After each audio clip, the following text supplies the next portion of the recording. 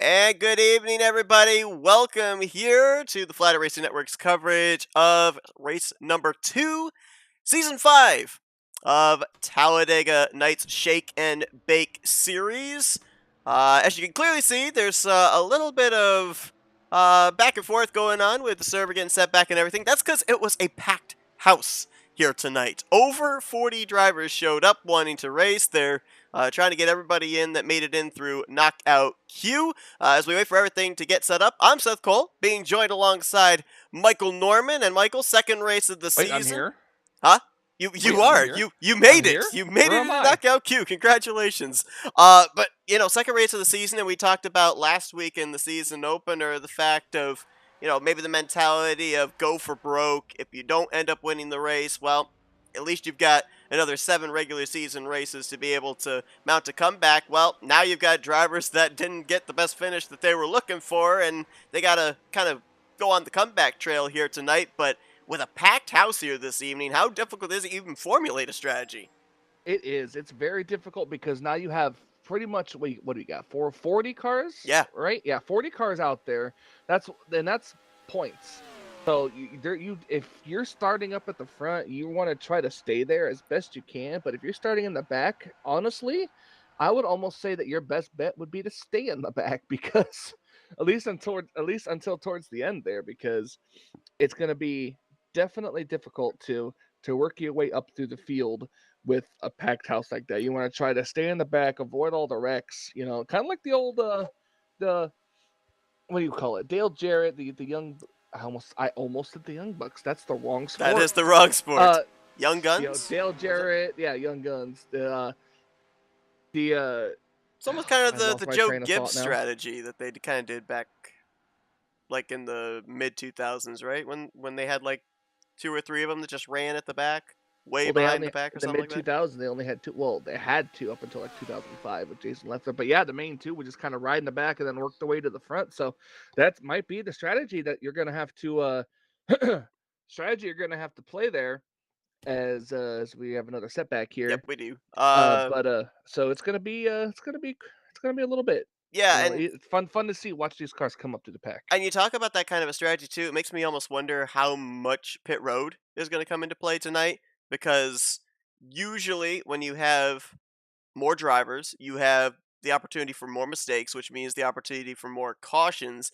And usually, more often than not, especially with the fact it's 66 laps, fuel window about 20 laps, usually if you end up having a number of yellow flags, pit road and pit strategy as far as green flag conditions normally isn't as much of a factor. So tonight's race may be more about what you were just talking about: right place, right time, making sure that you avoid the wrecks when and if they occur. Now, one driver that does know he will be in the playoffs at the end of the 8 regular season races is Rodney Sullins, of course, getting the checkered flag last week.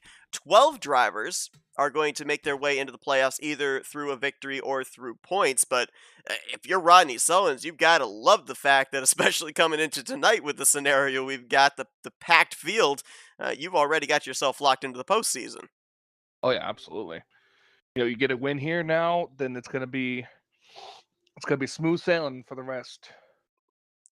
As of right now, we're waiting for the official word of when we're gonna be able to get the driver introductions with the starting lineup and everything. But we'll give an overview of what the point standings look like coming into this one. Obviously, by virtue of the victory last week, Rodney Sullins is your points leader. Greg Lovell sits in second. Sean Dotson currently third. John Godfrey in fourth. Ulysses Sandoval. Remember, he and quite a number of the Wrecking Ball drivers ended up rolling the dice, went with a wave around late in last week's race, and ended up working their way up inside the top 10. Sandoval is 5th in points as a result. Brian Lovell, he is 6th. Craig Hagley, 7th.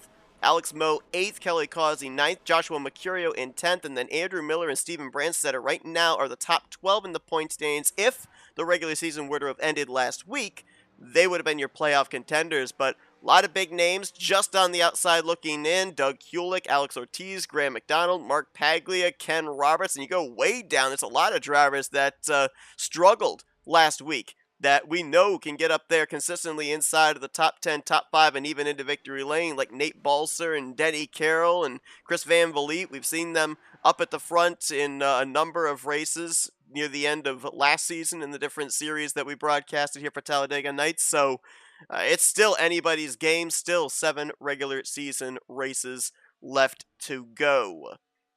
Looks like they might be in driver's meeting right now. So, in preparation for the upcoming 66 laps of racing, we're going to go on to standby here. And we will then resume coverage when we have gotten the word that we are ready for driver introductions. So, don't go anywhere. We will be resuming. Well, hang on. We might actually be. Oh, we went to Just qualifying, like didn't I we? told these boys in the meeting, we don't need anything over All the right, so we've gone. Yes, Yeah, yes, so we we've do. gone to qualifying. All right, so what's going on here is the drivers are that have locked themselves in through knockout queue. They are now getting ready for official qualifying. So we are going to step aside, a little bit of radio silence here as the qualifying session goes on. Then when we have our starting lineup, we will resume coverage here. So don't go anywhere. We will be right back here on FRN for the start of tonight's second race, season 5 of the Talladega Nights Shake and Bake series.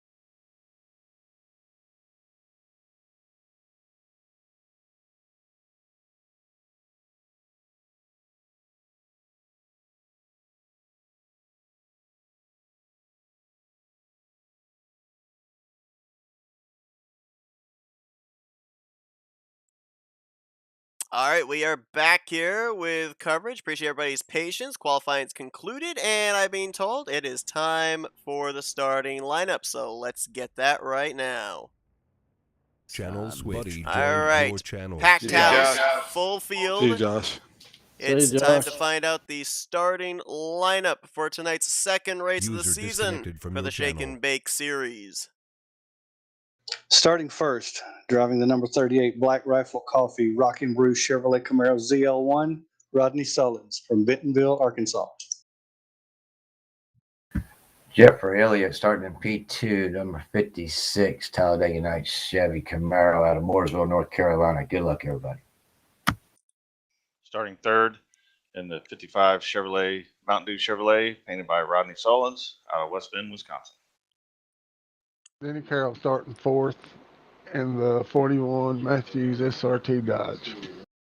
Nate Balser starting fifth, the 079 Chevrolet, painted by Rodney Solins. Thanks, everybody. Good luck. Starting sixth, number 043, Brian Lovell from Big Stone Gap, Virginia, driving the Dodge Favelin, painted by Frank Divins. Starting in Lucky 7, Javier Negron from Bridgeport, Connecticut, driving the number 4 Toyota Camry, driving for Wrecking Ball. Rolling off eighth, Craig Hagley in the 82. We are Marshall Thunder and Herd Fast Forward from Caney Valley, West Virginia. Happy Veterans Day, and thank you to all the veterans, my father and my brother. Starting ninth, Randy Wall from Huntsville, Alabama, driving number 21 Crimson Tide Dodge. Shout out to my sons Christian and Corey, grandkids Adrian, Asher, and Asa, and happy.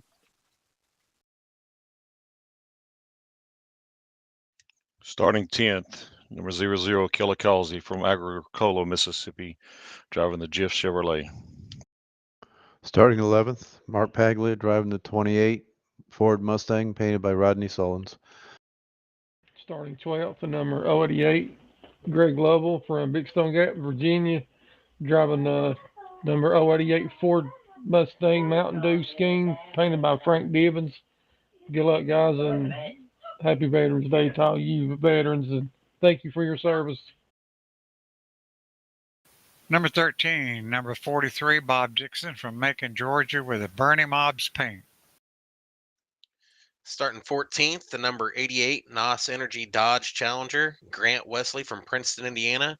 Thanks to all the veterans. 15th, Josh Slocum, number 2 Toyota Buffalo Bills.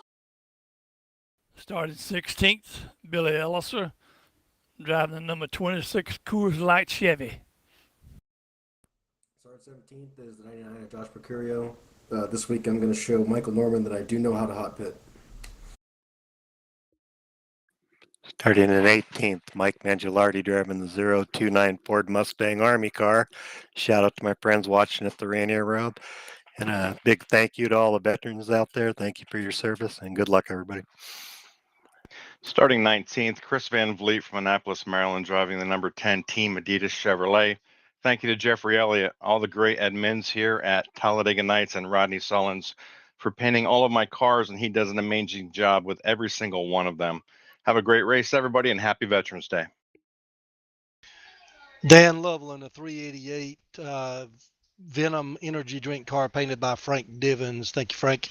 Thank you to all you veterans, and God bless each and every one of you. Thanks for all the drivers coming out. Thanks, Seth, for the broadcast, Jeffrey for running the league, and keeping this thing going. Appreciate all you guys. Good luck, all you racers. Number 63, Keith Bynum, starting 21st, driving the Hubcap Annie Chevrolet Camaro.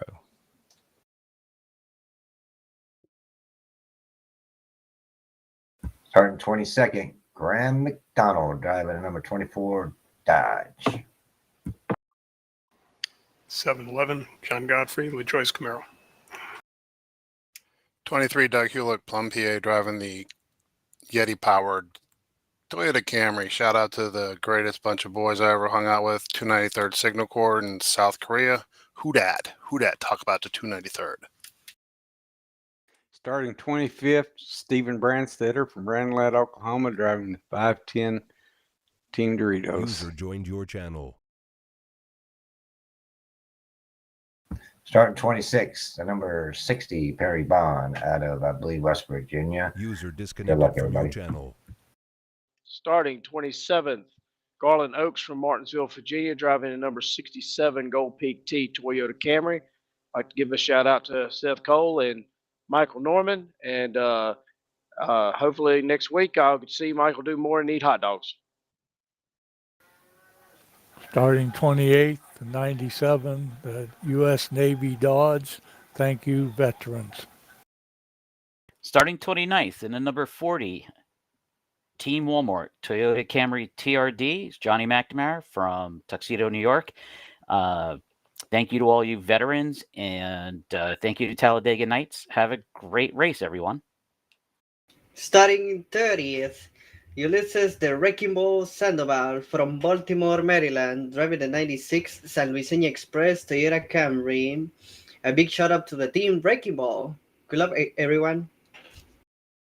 Starting 31st, Bobby Farrell, Frederica, Delaware, with my salute to the veterans and my dad in the number 7 U.S. Air Force Team Dover Ford Mustang. Starting 32nd, the number 72, Blaine Donlan, driving Great White Bites Chevrolet out of Kingston, Ontario. Hats off to Mr. Cole and Mr. Norman for the broadcast. Thanks, guys. Good luck. Starting 33rd, the number 80, Dodge Blue and White Indianapolis Colts, painted by Frank Divins. Thank you, Frank. Good luck, everyone. Starting 35th, Alex Moe, Southern California, in the 48 Low Chevrolet. Special thanks to all of our veterans and heroes out there for what you do and have done. Starting 36 is the number 9, Chris Elliott, out of Mooresville, North Carolina, driving the red nacho cheese Mercedes Doritos for Team Doritos. I'd like to say shout out to my wife and kids, everybody watching, and thanking all the drivers, admins for Talladega Nights. Let's have a good race. Starting summer 37th, number 0, Alex Ortiz, driving for Team Wrecking Ball. Shout out to all the veterans for Veterans Day. Have a good luck. Go ahead, Heiser. Starting 39th, number 3, GM Goodwrench Z01 Camaro out of Mount Strong, Kentucky. Starting 40th, number 6, Valvoline Ford, Brian Ross in Heath, Texas. And starting last and 41st, driving the number 091 Hako Soldering Equipment Pontiac Trans Am, Sean Dotson from Fenton, Michigan. A special shout out to all the veterans out there, and good luck in the race, everybody. Well, there you have it. Big field here tonight. Full field ready to take the green flag in Buddy race left number your 2. channel. Best of luck, everybody. Should be a good show. Thank you, Seth. Appreciate it, bud. Channel switched. Buddy was moved to your All channel. right, so these drivers, they'll be gritting up here in just a few moments. Nice full field. Looking forward to this set. And Josh, Seth will I be don't going think off you at the can, 4-minute man. mark. I don't think you can. I don't think it's a learnable thing that did Mr. you- Mercurio can do. Well, were you in the I know this is going a bit off topic for everybody watching, but were you in the Icebreakers race this past Wednesday? No, I was No, not you weren't. because I was Okay, working. so in Josh's defense, he had not a hot pit, but maybe one of the coolest pit entries that I've ever seen. Because last pit stop that we made, he ended up actually spinning, did a 360, kept it going, made the commitment line, and made pit road speed, and he didn't hit anything. So he didn't hot pit, but he definitely looked cool in his pit road entry. So Well, that's not hot pitting. So you can look cool all you want coming to pit road, but if you can't hot pit, then you're not cool. yeah, I'm not sure what exactly is up with Team Wrecking Ball going after you, because Garland also said he wanted to see you do something other than eat hot dogs. For people that don't know, Garland, we met him in Martinsville a few weeks ago, so that's where that old joke comes from. Next week, though, he said that. Am I? I don't know what he's talking about. Yeah, I'm not sure either. I don't know if he's referring maybe to next Tuesday's race or something. I don't know. Possibly. It's Could possible. be. Could be. Although I don't think. Well, actually. Oh no, no! Wait, I was there actually. I forgot it was Tuesday, not Wednesday. It was Nick's series that I missed. Yeah, and that was where Josh had the 360 pit road entry thing. So Yeah. you did. I don't miss think that. I noticed it. I mean, if you go back and watch my stream, you'll definitely see it. Anyway, we are getting completely off topic here, but we're being told that we are right now about roughly 2 minutes away from when these drivers will be lining up and gridding up. They're taking the opportunity here under happy hour to be able to find their pit stall, practice getting onto pit road, because people may not realize this, but we just referred to hot pitting, and we've talked about it an awful lot if you tune into our RTG Talladega Challenge series broadcasts. Drivers are able to come to pit road faster than what the allotted pit road speed is, which is 55 miles per hour. I think you're able to get away with it if you're under 100 miles per hour at the commitment line and you stay on the brakes. When you then let off the brakes at 55 miles per hour, the game will not give you a black flag penalty. However, a lot of drivers have said that qualifying at super speedways is very important for hot pitting, because the higher you qualify, the further down pit road towards the exit your pit stall is. If you qualify towards the back, it's very difficult to hot pit, because not only do you have to get that thing woed down to 55 miles per hour, but usually you have to do it before the commitment line, because your pit stall is only, what, about maybe 10, 12 feet just past that point, so it's not like you have a lot of opportunity to be able to slam on the brakes and get it woed down to 55 miles per hour, because you have a good chance of overshooting your pit box. Absolutely. Very well explained this. It's a good thing I was not paying attention to any of that. Yes, well, I'm also gasping for air because I don't think I took a single breath during that entire run-on sentence. Well, whose fault is that? That is who created. It's Nick's fault. Yes, we will blame Nick. Nobody has a clue who Nick is, but we will blame him just the same. Shout out to Joshua Mercurio, by the way, as well. Joshua Mercurio picking up a checkered flag. A co-checkered flag, I guess you could say, today with the aforementioned Nick Gunther, in the Bull Run 1000. It was a 170-lap road course endurance race today, hosted by TMP. Laps. Gosh. Yeah. Well, it was split, so I think each one of them did. Well, I think Josh did the first, and he did 95 laps, and then Nick did the remaining 75 laps. But also, Nico Severino and Alexander Brown ran a second entry. Both were running for Team NSRA. I had no say in this, but it was kind of cool to see my logo on cards, and they ended up finishing first and second. So that was pretty cool, a 1-2 finish. So shout out to those guys. So Josh will be looking for his second checkered flag of the day, as we should be gridding up here in just a few moments. Checking out the chat here. Love to see the fan base for drivers in our comments, so let us know who you are rooting for here tonight. We've got a lot of Denny Carroll fans in the chat here this evening. We also have Denny Carroll in our chat. We do indeed. How about that? Denny Carroll rooting on Denny Carroll. Hey, there's Jeffrey Elliott in our chat as well. Oh, you guys might have noticed a familiar voice in those driver intros. You may have noticed the voice of one Blaine Donlin, who you can see broadcasting the I'm on Fire series here for Talladega Nights. I believe Wednesday nights? I might be wrong. It's Wednesday or Thursday nights. I'm sorry if I'm getting the wrong day. But Blaine Donlin, Tarnation TV, broadcasts the series here for Talladega Nights as well, and he's taking part in this evening's event in the number 72. So going to be kind of fun to watch him out behind the wheel rather than up in the commentary booth for this one. Got Craig Hagley in our chat here as well. As a keyboard driver, I tip my hat to drivers that are able to type in a broadcast chat and drive at the same time. I've seen that a lot, and I don't know how they're able to do it. All right. 40 cars getting ready to grid up onto pit road. 66 laps of racing here tonight. And we'll see what the mentality is for these drivers, because there is times as well I've seen in super speedway races where you have a big field like this and everybody's thinking the same thing. the big one's going to strike. The big one's going to strike. I got to get myself in a safe position. And usually when everybody has that mentality, the field gets a little bit spread out. There's a little bit more space given. And sometimes, not all the time, but sometimes we end up getting the long green flag run. So we'll see. I mean, we saw last week, though, this racetrack and the setup that these drivers have, they can take it 3 wide all the way back through the field. I think it was, 8, 9 rows of 3 wide we had in the early going of last week's race. So we may end up seeing deja vu here at the beginning of this one with 3 wide racing all through the field as well, because all 3 lines definitely work at Talladega Night Super Speedway.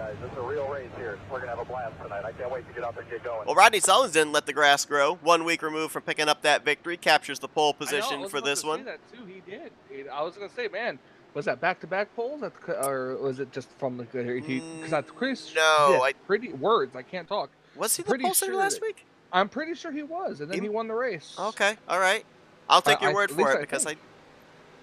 Oh, now's the time, Seth. Come on, you can do it. If he did, this is the same front row we had last week, because I do know Jeffrey Elliott started on the outside of the front row. Well, you know, sometimes people know how to qualify. They do. Here. They definitely do. Oh Lord, okay. I'll tell you what. You entertain the fans while I look back and see if indeed Ronnie Sullins was the pole sitter.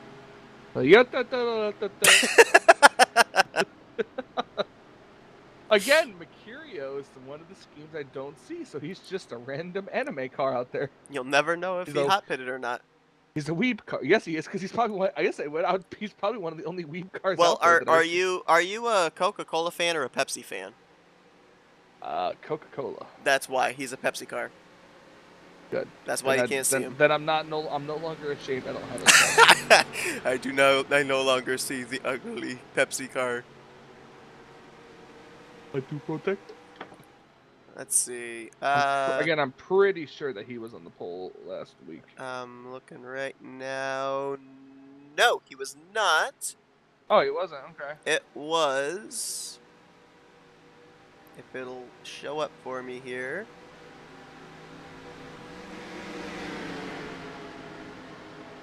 It's not wanting to show up for me here.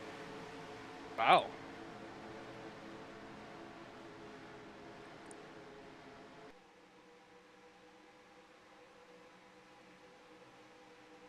Just show me the car. Oh, there it is. It was. Show me the Carfax. Oh, Nate Balser. Nate Balser was last year's. Last year. Wow. Last week's pole sitter. Man, how time flies. Well, you know what? If this was the first race after the year, then it would be last. It would definitely be. You are correct. All right, green flag is in the air. Wake me up before you go. Professional face. Here we go. This is why we're the better broadcast team, I feel like. Sometimes we're just goofy and natural and... goofy, natural, and have no clue what we're doing.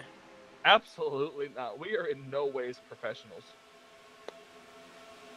Well, Rodney Sullins going to get clear on the inside line. Ken Roberts right behind him, too. You see the inside starts out good, Seth, but once it kind of gets settled in, the outside lane will become a quick place to be. Yep. And we may end up seeing a third line form because I think, a lot of drivers that qualified mid-pack, you can't just ride. You got to make something happen, and you got to go where there are no cars. So that third line might formulate sooner rather than later, especially if you start to generate some momentum back there. Nothing as of yet, it doesn't look like. Though there's a couple of cars that look like they're peeking up there, testing the waters, seeing if they do go up there. Dr. Peeker, yes. Seeing if they do go up there, if anybody will go with them. Oh, we got one down the apron there. On the inside, I think he might just be going to the back. Is that the 40 Johnny McNamara, I do believe. Could have been Sean Dotson. It was somebody. That I won't argue with that. Definitely could have been somebody. Okay, I have a lot of weeb cars out here, but I'll know which one is. I'll know which one is Mercurio. Well, that was close. Can't hot pit. I feel like that's gonna be the running story of the season. Michael Norman versus Joshua Mercurio in the Battle of Can He Hot Pit. Who can that could be. Oh, that could be a game show. Can he hot pit?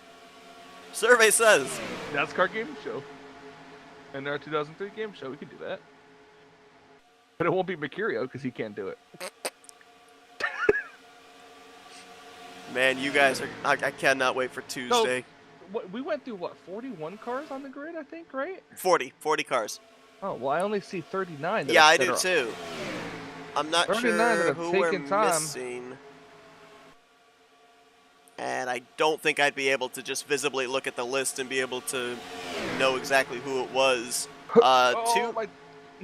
I think there were 2 drivers that missed the show. Bob Sire was one, and I can't remember. Joshua 2. I think you're right. Yep, I think you're absolutely right. I think it was Joshua 2 was the other one. So I don't know who the driver is that was locked in that didn't take the green. I don't have the starting lineup in front of me either, so it'd be difficult for me to be able to tell who it was. But nonetheless, let me see. Count how many. 1. My guess is it would probably be someone that didn't take time.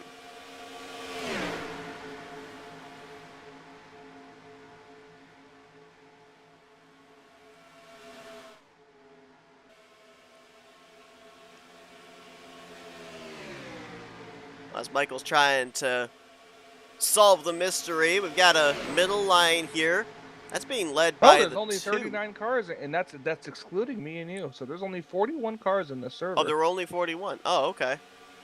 Well, that's including us. So 39 on the racetrack. So then everybody who's here is on the racetrack that's actually racing. I'm wondering if they maybe didn't know. For those that aren't aware, I mentioned this Thursday night. Our original broadcasting software is having an issue. We're not able to load into it, so we're actually using my personal PC, which means since Flatcaster is not making an appearance, they could have had...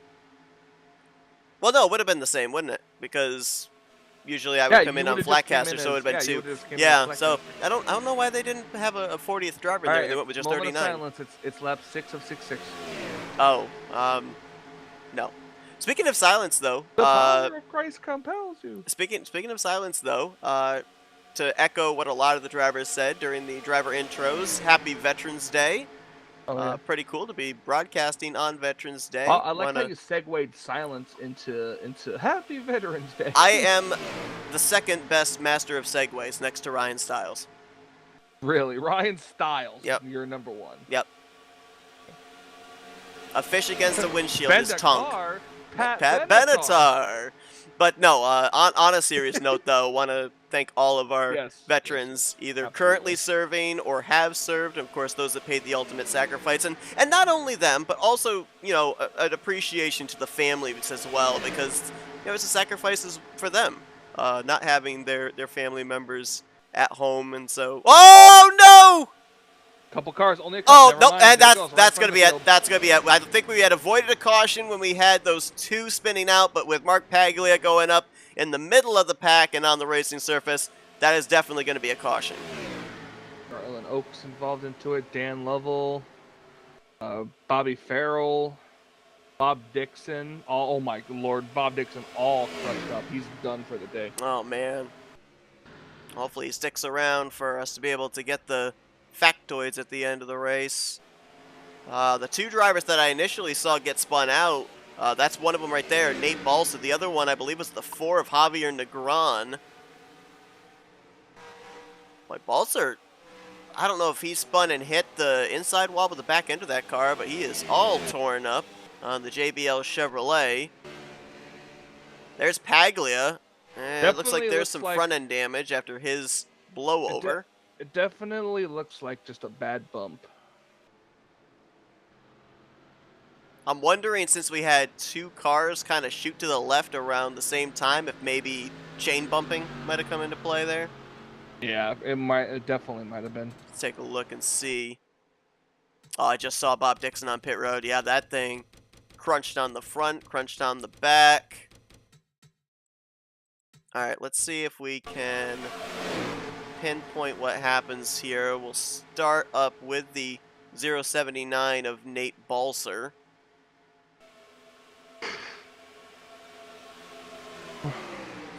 That's Javier Negron right behind him. Shades low as if he wanted to make a pass. And then right here, we're going to see a little bit of movement, maybe a little bumper grab there with the 079 off the nose of the 4. Big hit to the inside wall. Rear tires come off the ground. Javier Negron, I think, got away relatively unscathed. And then,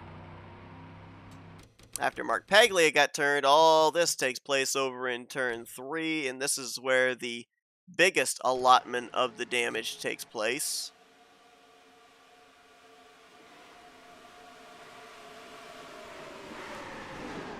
Big hit for Billy Elliser. There's Oaks, there's Dan Lovell, Doug Hewlett gets a piece. And this was all behind the even more extensive contact involving the 43 of Bob Dixon, which we will show you that now. And watch this wild ride for him. So he's going to get clipped right there by Greg Lovell up into the 9 of Chris Elliott. And Lovell and Dixon are actually going to get glitched together for, that was a good 3-4 seconds. And I think Garland Oaks, I think he just kind of got just spun around there. Yeah, a couple of drivers look my like Lord, they got the 43. Yeah. They're watch this. Catch fence. Oh, watch this camera shot, folks. Watch this. Right into your living rooms. Hello. Oh my gosh. Good Lord. And you can see up there in the background, you can see the 43 and the 088 still stuck together. That is obviously, I would think, day over for Bob Dixon, but that could be day over for Greg Lovell as well, who, remember, ended up finishing second last week. So he was up there in the point standings, currently in a playoff position. That is not what he needed here. Looks like Greg Lovell, Chris Elliott, they are back in the garage area. Chris... Trying to see, was Chris in last week's race? I don't think he was. No, he was not. Unless I'm just blind, but no, I don't see his name. I'm definitely not too sure. What, you talking about for last race? Yeah, for last race. I'm looking at the point standings. I don't think he was. Yeah, I don't see him listed in the point standings. Also, Chris Elliott has, he's taken it behind the wall. He's done for the day. Yeah, so that's going to be a poor points night for him, and Greg Lovell is going to take a bit of a slide through the point standings as well with his DNF. Bob Dixon has actually returned to the track. He's one lap down after he had to call a tow. That car was on its roof at the end of that wreck. Roof, it's all crumpled in. He's not going to have any type of speed. But, Seth, just like in real NASCAR, every position's points. That's right. Cars could wreck more and get out of the race. You mentioned it at the top of the show. A lot of points on the table. So, you can't be like me and give up once you're slightly wrecked. You only give up when you're having fun. I mean, you're right, but still. It's always a cycle. Having fun, get in trouble, wreck out. So we got the lights still on here. Doug Hewlett. Oh, also, Chris Elliott did confirm in our chat. No, he didn't race last week. Ah, okay.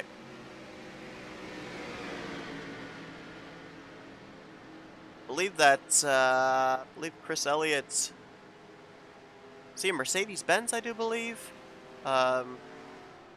in that Doritos machine, so tough break for him. Another driver out of the race. I don't remember seeing him involved in the wreck.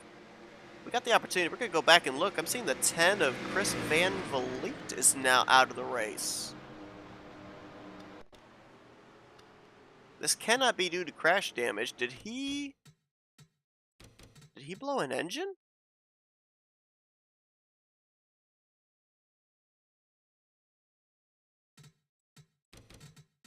We're trying to see if I can find what happened. He comes down pit road. He pulls into his pit stall. leaves pit road, and then pulls off of pit road, exit, and then parks the car. Now, I remember... Who did that one? Chris Van Vliet. Now, I do remember last week he ended up retiring out of the race. And I believe he said he was having frame rate issues, so I'm almost Very well wondering could have if been the same. He was. I'm wondering He if was that's kind of going in and out of the server earlier. okay. So it might have been same thing here this week. So that's a tough break for him. Was a Mercedes? Okay, I thought it was. I thought it was a Mercedes-Benz. All right, so Doug Kulik gave up the lead, came down pit road. So everybody pit under this caution. That turns the lead back over to our original front row, Rodney Sullins and Jeffrey Elliott. Ken Roberts and Craig Hagley. They'll be row number 2. Kelly Causey, Joshua Mercurio in row 3. Randy Waugh, Denny Carroll, Josh Slocum, and Grant Wesley going to complete the top 10. Work at our first caution. A big one over in turn 3. 3 drivers out of the race as a result. 36 drivers still running, and 35 of them on the lead lap at this point in time. What do you think, Michael? That early caution out of the way? Do we take a deep breath? Do we settle in now? Or only time's going to tell. Does the adrenaline start pumping again and we get anxious for 3 wide again? The adrenaline definitely pumps, and it pumps in my soul.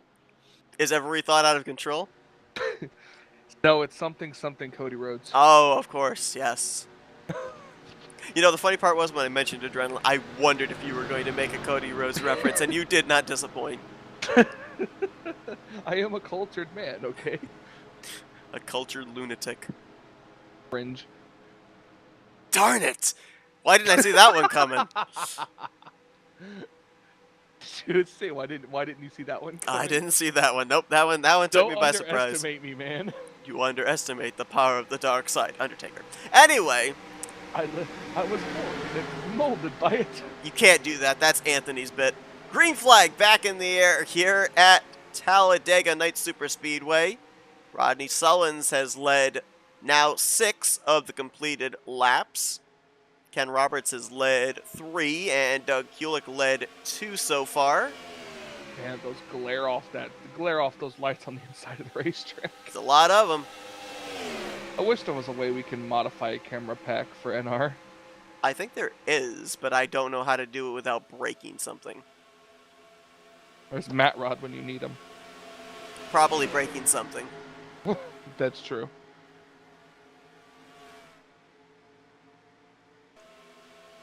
Heading down the corner, inside lane gets the advantage once again. We're now going to see some of the slow cars, including Bob Dixon. His top speed 157.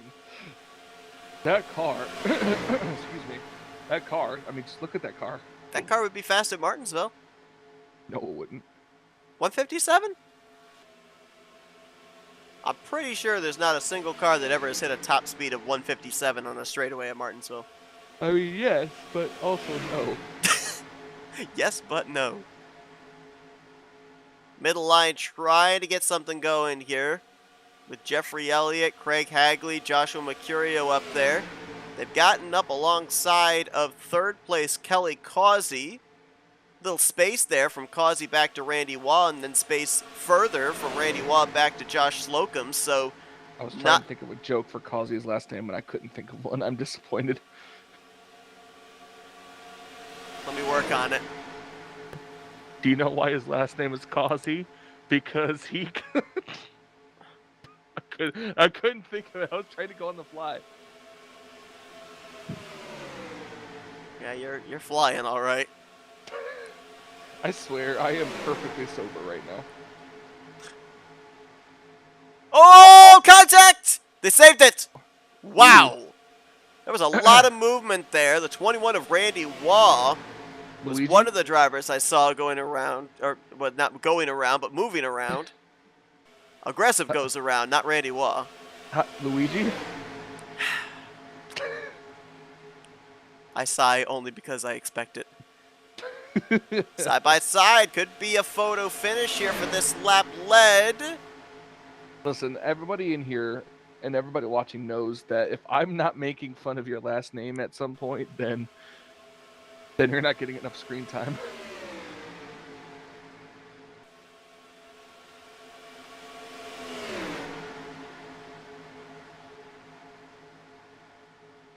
Down the back straightaway. Middle line still trying to get up there alongside. Ooh, little edge ahead there by half a car length for Jeffrey Elliott. So the momentum is definitely on the top. Was not able to lead that last lap was Jeffrey Elliott. Let's see what they can do off of 4 through the tri-oval this time.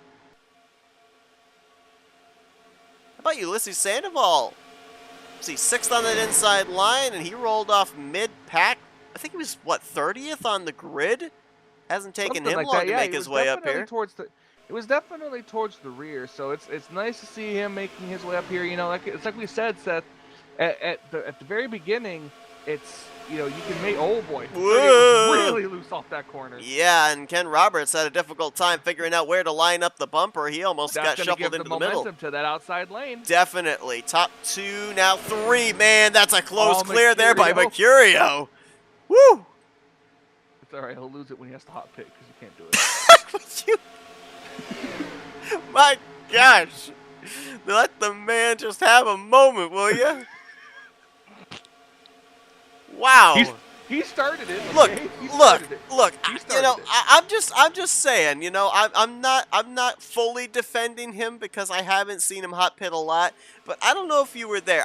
I was with him when we hot pitted at Zenjoltis, and he did a very good job. So, you know. But I don't ever believe you for anything. Though. That is true. Oh well, there's Bob Dixon up on the top side. Hey guys, I'm just here. He's going. He's not going fast, but he's going. Oh my gosh, I didn't even see that he was missing his hood. What was that? Yeah, the Ricky Bobby scene, yeah. What was that? Was that the rest of the field? Jeffrey Elliott now out in front. Craig Hagley, he had gotten himself cleared for 2nd, and McCurry got himself cleared for 3rd, but now Rodney Sullins, the roles reversed. He was on the bottom, now he's leading the outside line. Well, he was leading the outside line for a while, and then they all kind of moved down to the inside. Ken Roberts and Kelly Causey up there as well. Oh, and he's going to go to the outside. I think that's going to get a better run. That's going to open that inside lane up. Yep. Craig Hagley is going to move to that bottom line. Oh, nope. Now he's down the block. Yep, down the block. Trying to control both lanes is Jeffrey Elliott. Not as easy to do. No. Unless your name is Dale Jr. It's also difficult to do if you're doing it on your own. I mean, obviously, we know that, you know, there's different teammates and friends that work together here in these type of series, so there's some communication that will go on. If you've got somebody that's running 2nd, 3rd, 4th up here towards the front, they can relay the information to the race leader that, you know, there's a run coming on the bottom, move down there, or there's a run coming up on the top. Spotter. Yeah, exactly. But if you don't have anybody giving you that information, I can't imagine what it's like trying to block the inside and the outside line, especially with what we've been able to see with runs generated here. As a lot of movement back there. Doug Hulick, and who was that? Was that the 6 of Brian Rawson? Things may look relatively calm right now, but I guarantee you that is not the case. How about the 3rd lane? That's Pat McCarsky in the 97 up there. High, wide, and handsome. Tarnation TV's own Blaine Donlin is up there. Steven Brandstetter, Perry Bond. We're getting ready to be 3 wide up here at the front of the field.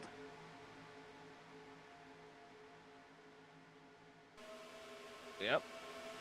This is where it gets really dicey, Seth. It's like DW always said, there's a storm a-brewing out there.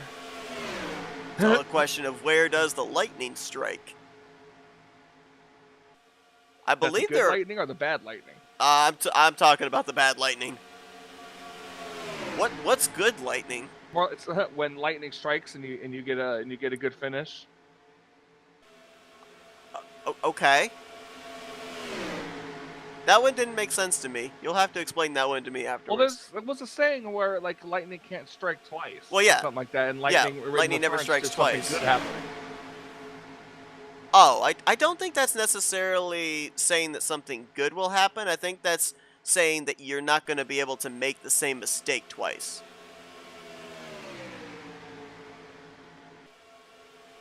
But then I'm old. and I know old man Yes. things. You're very old. Now, I believe there are only 4 Dodges. I believe. I believe there are only 4 Dodges in this field, and 3 of them are running right now up inside of the top 10. Denny Carroll last time by in 6th, Pat McCarsky in 8th, and Grant Wesley in 10th. The other Dodge is back in 32nd, that being Graham McDonald. So 75% of the Dodge Chargers doing very well here in the early going. Actually, correct myself, I think the 21 of Randy Watt is also a Dodge. Yes, he is. And he is also up here inside of the top 10. Last time by scored in 9th. Highest Chevrolet is obviously Jeffrey Elliott. Craig Hagley the highest Ford. And Joshua Mercurio is the highest of the Toyotas.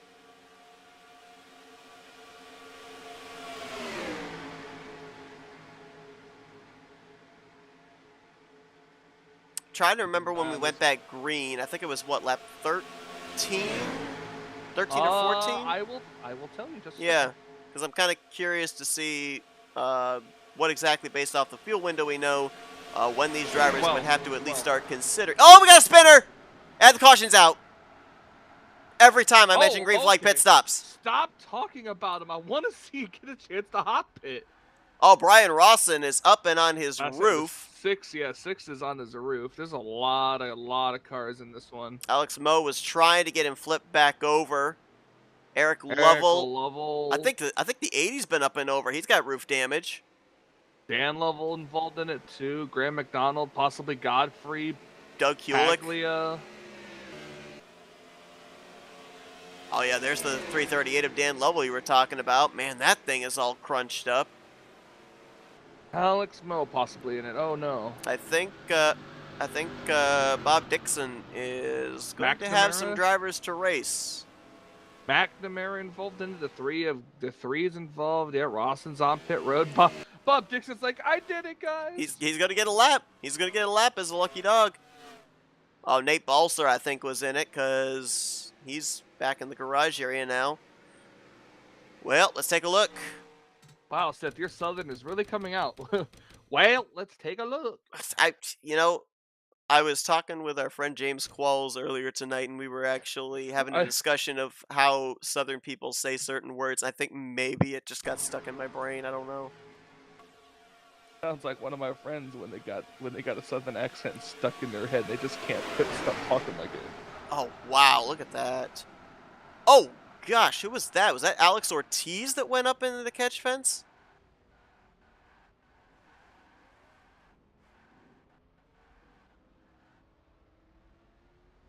I think McNamara may have slowed in time along with Gary Heiser. I don't think they were involved in the wreck. I think they kind of pulled a Dale Jr. and just stopped and waited for everything to settle down. The contact starts, I believe, between Dan Lovell and Eric Lovell. Take another look here.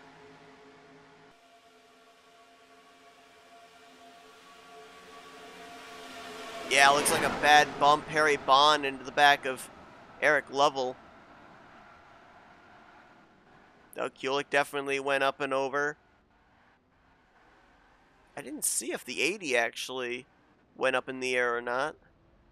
Mark Paglia, John Godfrey, Javier Negron, all getting bits and pieces of that. Billy Elliser might have made his way through. If he didn't, he looks like got minimal damage. But I think he might have made it through there. I want to focus on the 80 because I want to see where he got that roof damage from. Oh, right there. He had the 60 glitch into him, squeeze him into the wall. Yeah, Alex Ortiz was definitely in that. Gary Heiser did get a piece of that. In the 3, he got turned around.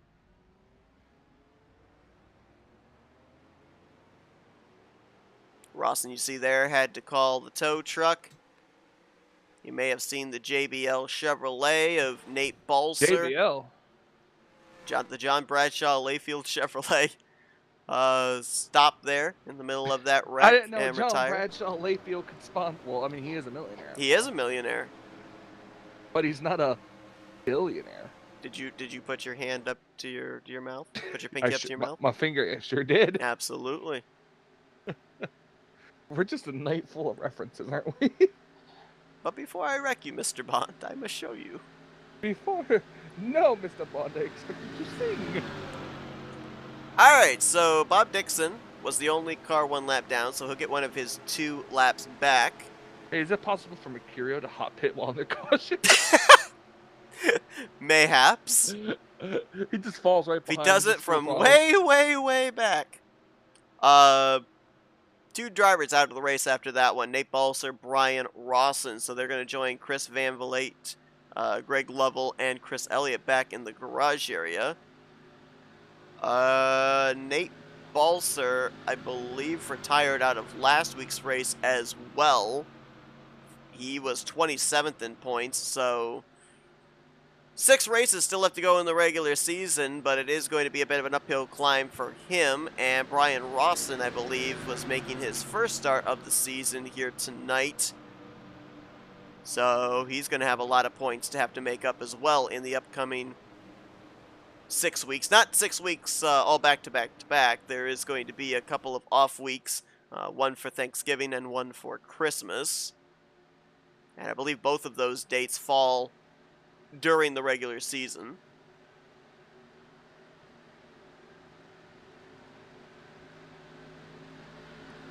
Driving a K900 next season. What manufacturer would that be, a K900? I'm looking that up. Chris Elliott says he's going to drive a K900 next season. Oh, that's a Kia. Yeah. A Kia. A Kia K9000. Kia. Kia. Okay, tell the truth. When you were younger, I know that was like... No, I never had a light Kia years. pet. Did you ever want one, though? I thought about it. You thought about it. I did. All right, if you had your choice of what type of Chia Pet you wanted to get, of all the ones that were out there, if you remember what kinds there were, what was the one you wanted to get? The Bob Ross one. The Bob Ross, yes. No, mine actually, I wanted the hippopotamus. I had some strange fascination with hippopotamuses. It was my favorite animal, and I wanted the hippopotamus. I want hippopotamus for Chris. Did you ever see the Shaggy Rogers Chia Pet? Nope, I don't think I did. Yeah, that was a thing. It had hair. It had hair, unlike Anthony. Wait, I think actually I did. It had hair, unlike Anthony. Anthony, I hope you're watching this. Our broadcast colleague Anthony. Shout out to him. Of course, Michael and I back in the booth here for the first time since our little vacation where we got to go to Anthony and his beautiful bride Autumn's wedding. We also did the Isley Brothers shout emotes during that wedding, and Michael blew out his knee. I didn't blow out my knee, I just damaged it slightly. Emotional damage. I took at least 10 years off my knee. So how many years does your knee have left? No, that's a good thing. I added 10 years to my knee. That's what I did.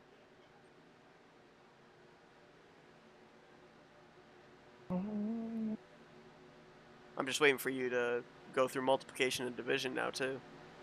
Yeah, well, you know what? I'm not that great, so... I'm horrible at math. I don't know if you saw it today, but I told Nick that he had 15 laps to go when he had 5. Nick?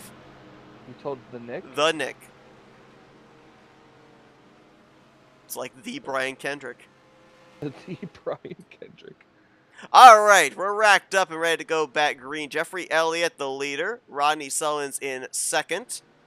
Ken Roberts will be third. Joshua Mercurio in fourth. Craig Hagley, Denny Carroll will be row number 3. Grant Wesley, Randy Waugh, Josh Slocum, and Brian Lovell are going to be the top 10. Wait a minute. Okay, never mind. I thought for a moment that we had Buffalo Bills cars side by side, but we don't. We do have a number of football cars in the field here tonight. Buffalo Bills with Josh Slocum. We have the Indianapolis Colts back there with, I think that's Eric Lovell. I don't think those two teams are playing each other this week, as green flag is back in the air.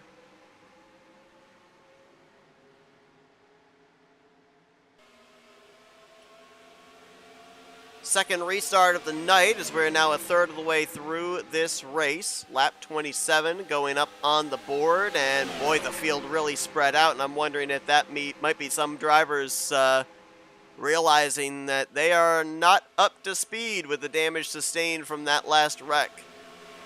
I know, and that's always a bummer when you realize just how not up to par you are after a wreck like that. I mean, you know, we credited Bob Dixon, you know, for sticking it out.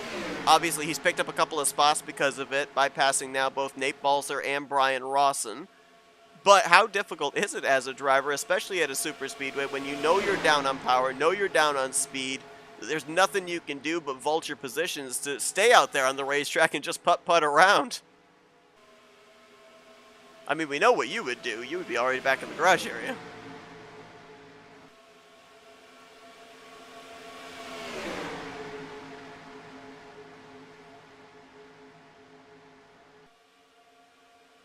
Javier Negron getting shuffled out of line. Just cleared. You think these guys are waiting on their spotter to clear them, or they're just saying, you know, I'm clearing now?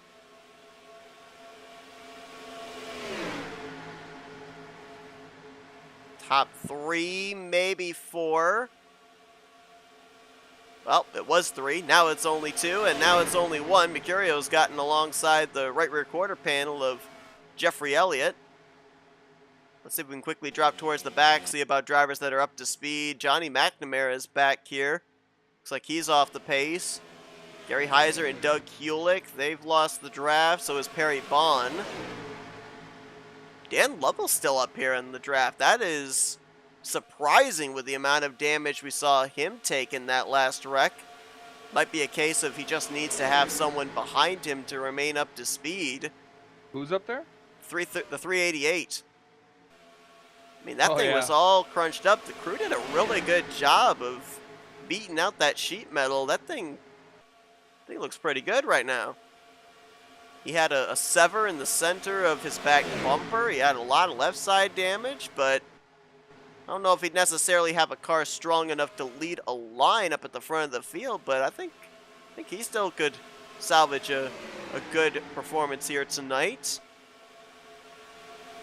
A couple of cars side by side here on Veterans Day. The U.S. Army Ford of Mike Mangialardi. Just to his left, the U.S. Air Force Ford of Bobby Farrell. Kind of hard not to root for an Armed Forces sponsored car here on Veterans Day. Of course, Rodney Sullivan's there with the Stars and Stripes on his Black Rifle Coffee Chevrolet.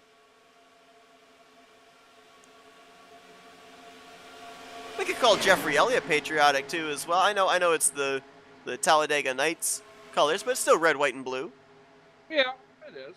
Sean Dotson back there, red, white, and blue as well on his Pontiac Trans Am.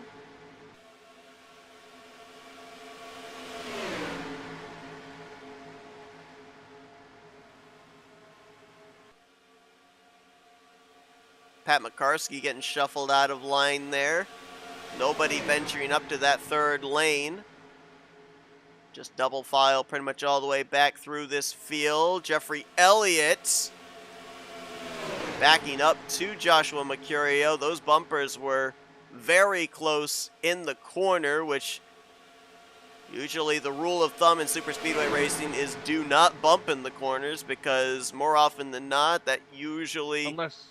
Unless your name is Seth Cole, who runs 100% steering assist. That's true.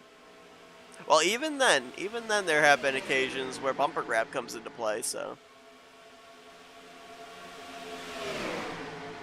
Idling engine up ahead, that's Bob Dixon.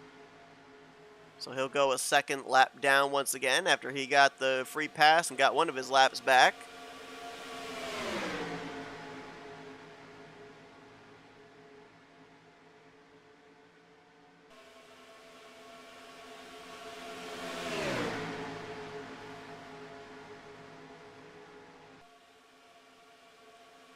Jeffrey Elliott and Rodney Sullins have had good spirited battle here on this stint of who leads what lap. Oh no!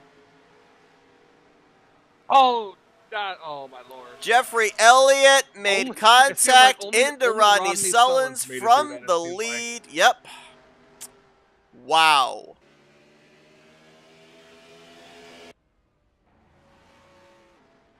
I don't you know gotta if see it how was a that bad starts. bump or bumper grab, but from the shot we had, Jeffrey Elliott got hooked left, bounced off the passenger side door of Rodney Sullins into the wall, came back down, and swept up practically the entire field. Some cars might have managed to get away with that, though. Yeah, Ken Roberts, Grant Wesley, Denny Carroll all made it through. Craig Hagley's got damage. Mercurio's got damage.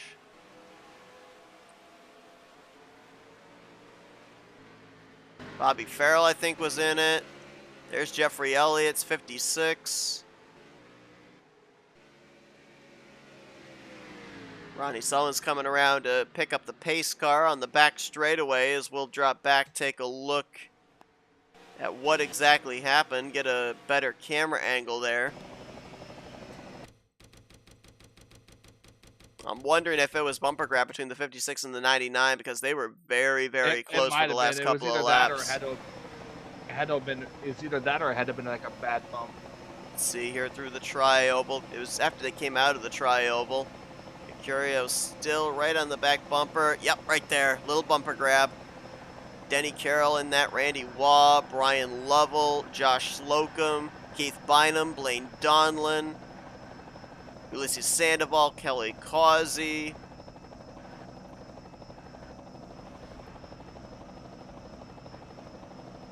Garland Oaks, Pat McCarskey. Steven Branstetter, I think, was in it. Might be easier to name off who wasn't involved rather than those that were involved because just about everybody was collected up in this one. Let's show from the perspective of the 043.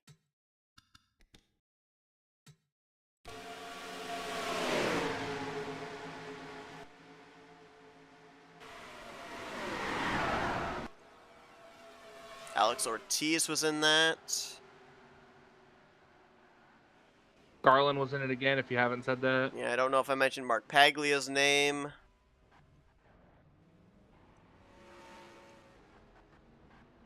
For the most part... Oh, once again, we don't get to see any hot pitting.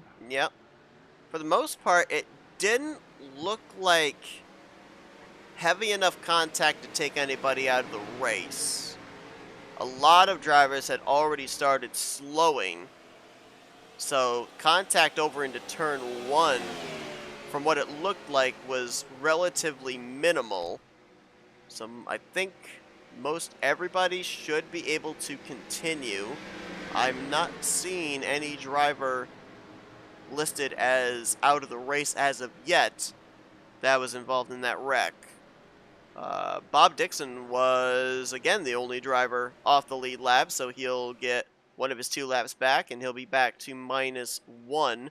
I don't believe I documented it, because I believe he came to pit road under the last run, but Eric Lovell has retired out of the race. He'll get credit for 34th. He parked it 6 laps ago, joining Nate Balser, Brian Rawson, Chris Van Vliet, Greg Lovell, and Chris Elliott.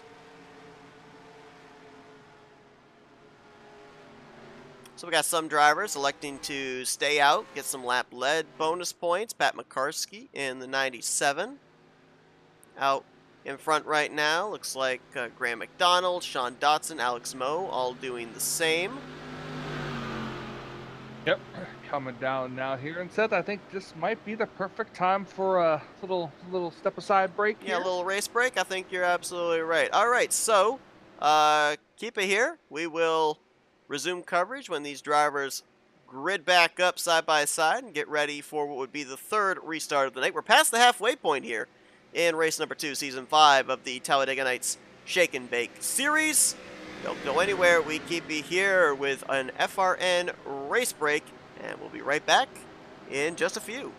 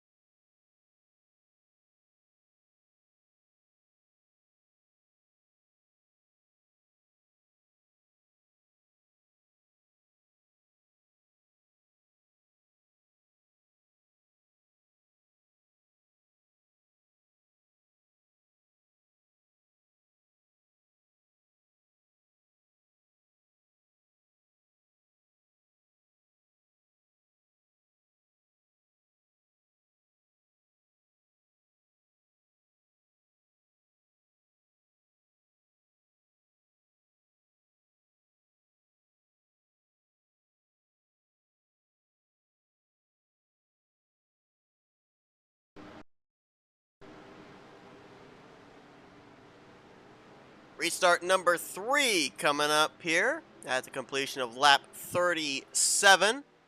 Rodney Sullins has been out in front for 11 of the circuits here tonight. Ken Roberts, who's led 4 laps, will line up to his outside, all Chevy front row. And it's Dodges in row 2, Grant Wesley and Denny Carroll.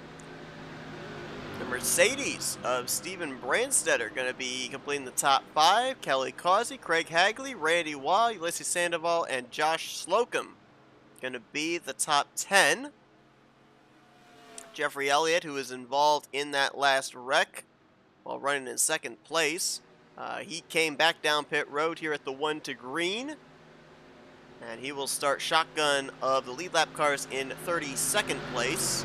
Well, it looks like they tried to repair that 99 car as best they could, but there is still rear end damage. He does not have a bumper.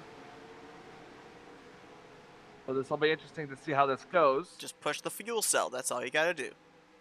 Yep, that's true. Jeffrey Elliott, I think, would be up to speed as well. Had a little bit of rear end damage, but like they got that repaired pretty tidily. We'll see how long it takes for him to work his way back up here to the front of the field. Green flag back in the air. If my math is correct, which it usually isn't, we should have 29 laps to go. At least you admit it. Believe me, I know.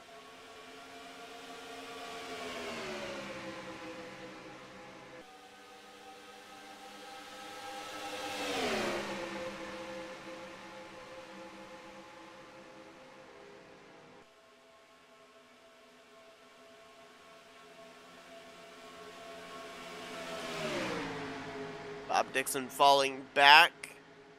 You have to assume Johnny McNamara might be losing the draft again, like we saw on the last green flag run. A couple of other drivers that are going to try and stay latched on to this lead group that also had lost the draft the previous time were Perry Bond and Gary Heiser. Looks like for the moment Perry Bond is good. Heiser looks like he's still in touch with the lead group.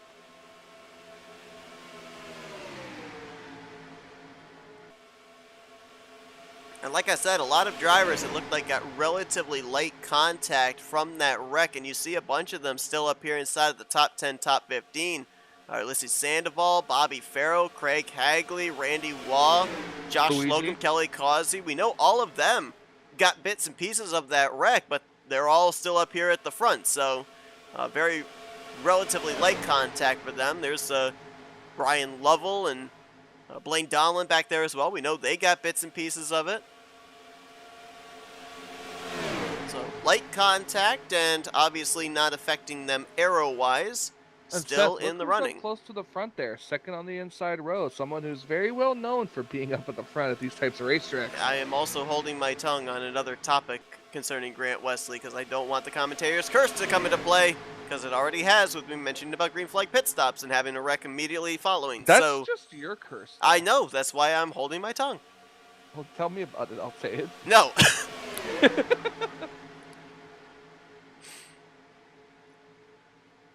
Coming out to about 26 laps of racing to go, which, Seth, if knock on wood, if we get now you say it. You say it. Yep. Yep, if we can green flag pit stops, have a shot at still seeing if Joshua Mercurio can get a hot pit with a damaged race car.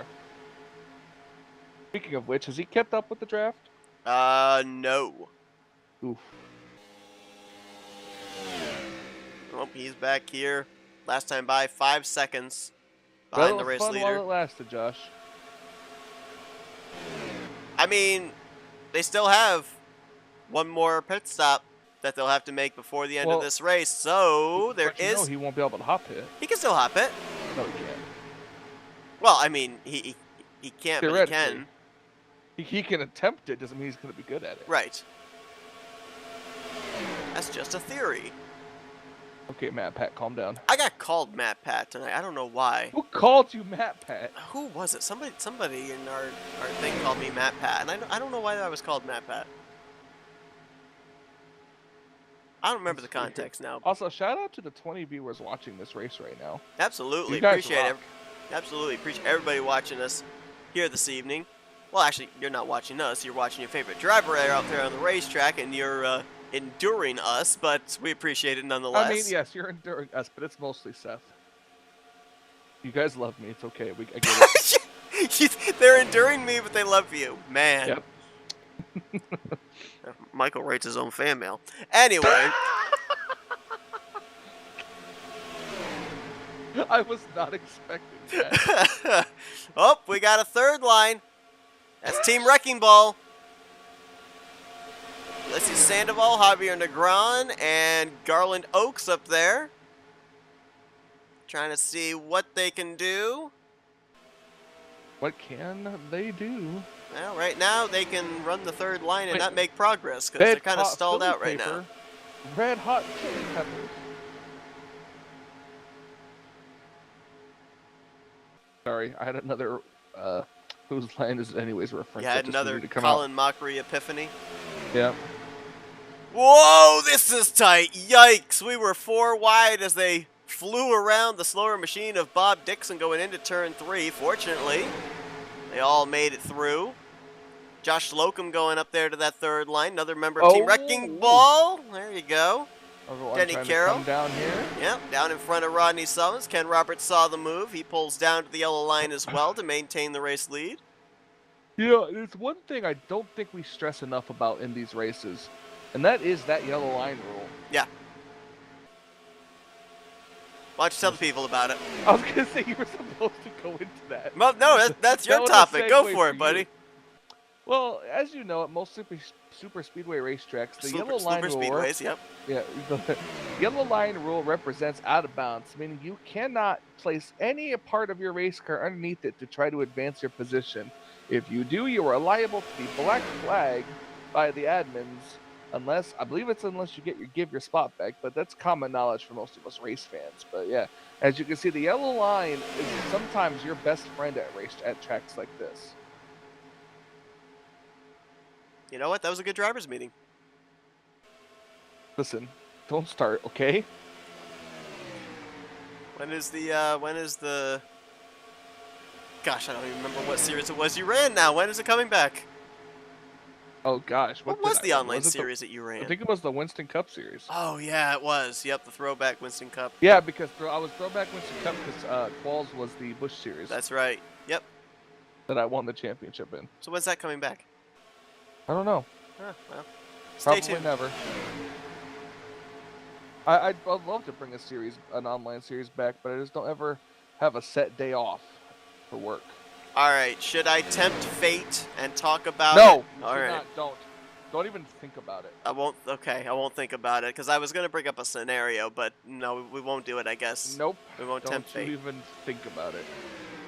It's probably already too late because you already thought about it. It's also too late to apologize. Or order fries or call the guys. Stop, because I was expecting the first one, but not the rest of them. It's too late to call some guys. Gonna be 20 to go this next time by, so we're in the fuel window. But it's too late for fuel. It's never too late for fuel. It's never too late to hot pit either. Mercurio looking at you, bud. And Mercurio is... He's really... I cannot wait for next week now. I really hope I don't have to close next Saturday. Mercurio's got, I think, about 2 laps before he's going to get caught by the field. He's just now exiting out of turn number 2. The field barreling into turn number 1. Oh, he's got less than 2 laps. He's going to get caught this lap, I think. Actually, hold on. Let me look at my schedule, because I'm almost actually pretty sure that it's been posted already. It is. Chris Elliott's prompting. He wants the scenario. Oh, I only have to work. Chris, if I say it, there's going to be a wreck. Oh, I only work till 3 o'clock next Saturday. Awesome. Mercurio's coming down pit road. Did he hot pit? He did. No, he didn't. Kind he of. heard me talk about him, didn't he? He kind of hot pitted. Let's see. Hold on. Nope. I'm going to be the judge of this. Go back and watch him coming out on pit road here. Let's see. Michael Norman, the hot pit expert.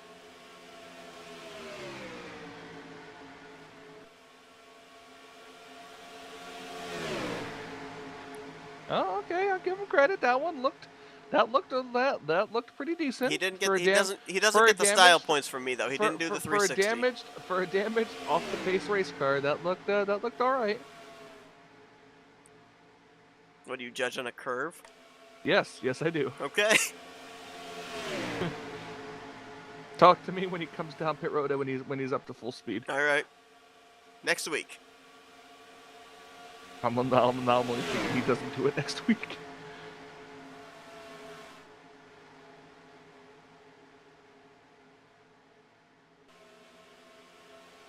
Ken Roberts, if he leads one more lap, he will take the bonus point for most laps led. So far, he is one of 3 drivers who has led double-digit laps this evening. 14. Well, now. Oh no, Mark Paglia around, and he was in the lower section of the back straightaway. No caution, below the racing surface. I was about to say, I swear to God, if you would have jinxed it. No, I wasn't going to mention that. I was going to mention the lap leaders.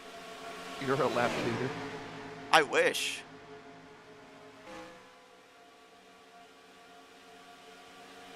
Actually, I've led laps in a Talladega Nights race before. I think I might have. I think I've led laps in a shake and bake race. That was last season or 2 seasons ago, though. Might have been season 3.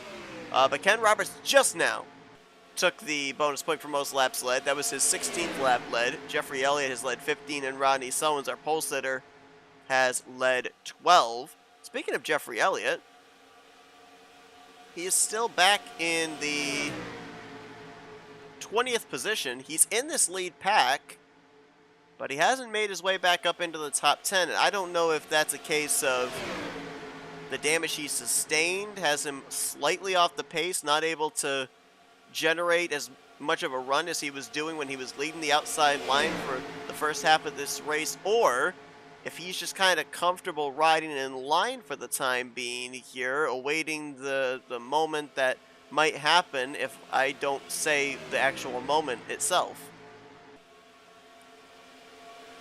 You know the moment I'm talking about, right? No? Okay, good talk. Great talk. I 100% zonked out there. I was watching something. Oh, like, I was on the racetrack. And I was talking about. Hear you. No, I was talking about the driver that made the pass below the yellow line there and didn't get the position back, and apparently he's good to go.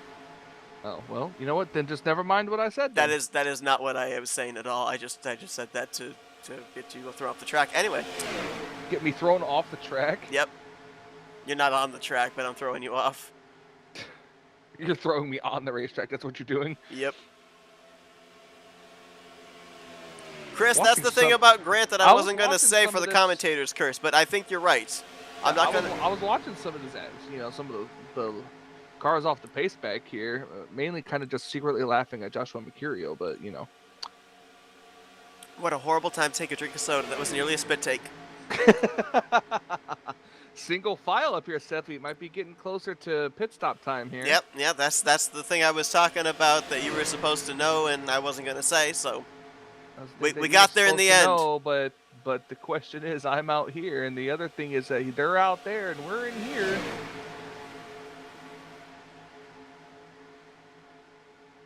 Anywho. You were supposed to finish that. I was trying to figure... Oh, no! Whoa! I think we've had a hardware problem. Greg Hagley's up into the wall. That thing just went straight. Either his game is frozen. Is he got a tire down? He does. You can see when the car wobbles like that. I mean, that thing just went straight up to the wall, and normally that's if like a wheel disconnects or a game minimizes. Looks like he's going now. Oh, no, he's back up the track again. Oh, yeah, you can see the tire just...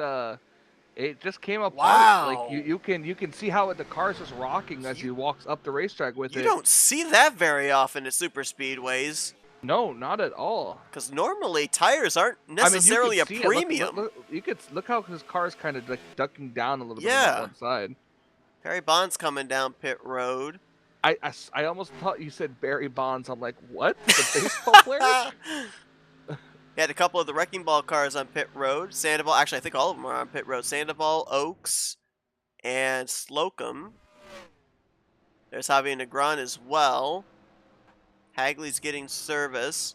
Boy, that 40 was car, I believe, is weird. coming down pit road this time. Yeah, because normally in super speedway racing, especially if here comes McNamara onto pit road. Normally with green flag pit stops, it's no tires and take fuel. Maybe you'll change rights, but tires are not that very important at super speedways. You would say that until you just saw what just happened. That's true, right? That's why it took me so much by surprise, because that is such a rarity to see a tire going down at a super speedway. So we got some drivers that were mid-pack that came to pit road, some of them merging back onto the track right here on the back stretch and going into turn 3. See about some of our race leaders here, like Roberts and Denny Carroll, Rodney Sullins, Grant Wesley, Stephen Brandstetter. I think 55's coming. Yep. Oh, a bunch of them are coming. Oh no, I think the 67 and the 4 got black flags, and they're coming to pit road right ahead of these guys, so the hot pit option is off the table. Randy was going to get spun. Luigi? I think that might have been Mike Mangialardi that tagged him. He's waiting for the 21 to get turned back around.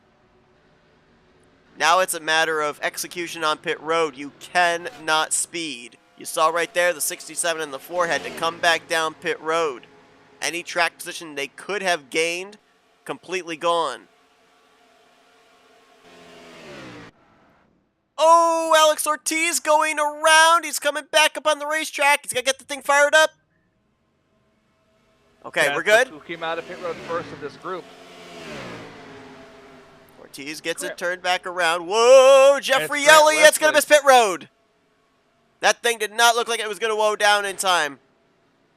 Paglia, Alex Moe, Brian Lovell, Keith Bynum, Graham McDonald on pit road this time, but costly mistake for driver 56.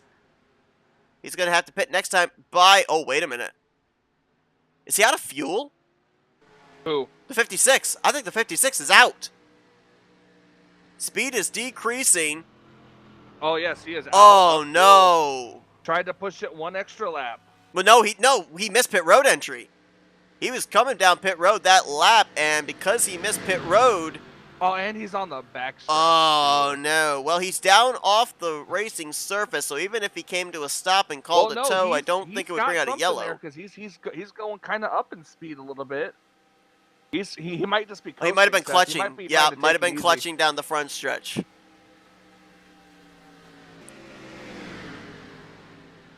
Gets back into the gear there, throws in the clutch again. I think he might be able to make it back around. It all depends on what his fuel number's at. If he's at like 2 or 3, he'd be okay, I think, to make it, to coast it back around. But if he's down at 1, it's going to be difficult. And that's pretty much his race over. There you see him getting bypassed. So who cycles out to the lead? I think it might be this 88. Be Grant Wesley. Yeah, I think you're right. This pack Like I of said, 4. He came out front. Oh, Jeffrey's way up against the wall, so if he stops, it won't bring out a yellow. He's not going to make it, Seth. He's at 25, and he's got a long way to go. See if we can find him here. Yeah, he's trying. Oh, no. Yeah, he would be better to stop right now and just take the tow. Yep. Well, I think he just retired. He did. Might have. Yep, he retired did. With no fuel. Oh, that's a tough break. That's the second week in a row Jeffrey Elliott has been running really well. He started on the outside of the front row last week, was up at the front for a good half of the race, and then had an issue. I'm still not certain what happened to him last week, because everything was looking like it was going well, and then he came to pit road and during a cycle of pit stops and retired out of the race. Subsequently, he came into this one, mired down in the... If I can find him on the point standings.